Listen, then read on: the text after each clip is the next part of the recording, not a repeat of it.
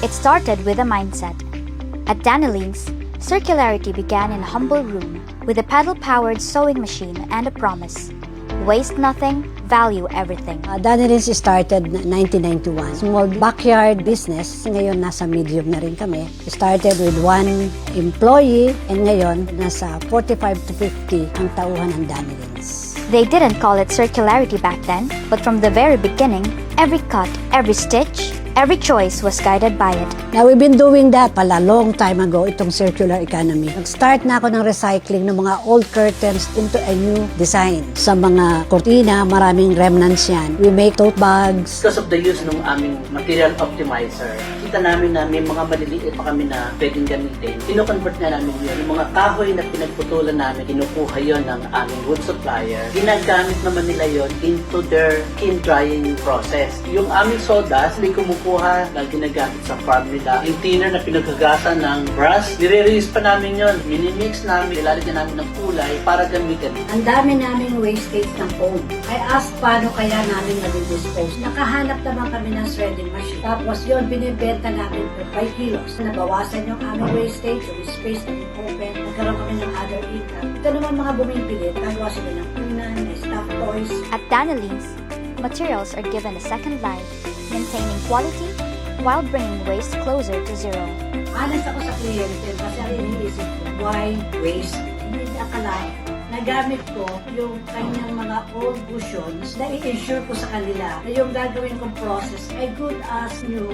So talagang natatapon na lang namin ay konting-konti lang. Through DOST setup, Danilings learned to rethink and optimize their processes, turning waste into opportunity.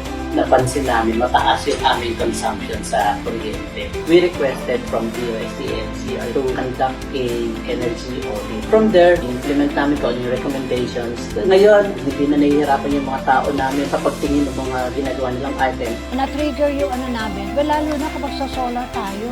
Dahil nga na-install na yung aming solar, nakakasave kami ng 75%. Dati, kung magpe-planer pa lang kami, mano-mano namin kinakatam yun. Ngayon, hindi. Meron na kami mga mechanized na mga machines. Accurate ang mga cuttings namin, ang mga sukat namin, kaya kaya na namin isupport yung kailangan ng mga customers namin. Danilings shows us that even the smallest remnants can spark value and that every community can share in its rewards. Yung aming circular economy, hindi lang napapanfine dito sa company. Yung pinaghubaran ng sofa, kino-convert yun ng sister ko.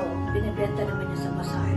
Mga throw pillows, chair pad, bags na rin. They asked yung mga remnants to continue the livelihood program, the LGU. Tinulungan namin yung BJMP. I gave them sacks of short ends, plus yung foam, pinagtahi-tahi nila doon, mga unan, spans, pati yung lunch bag, school bags. Yun, ginamit naman din na isang religious organization. Yun ang pinamigay sa nila.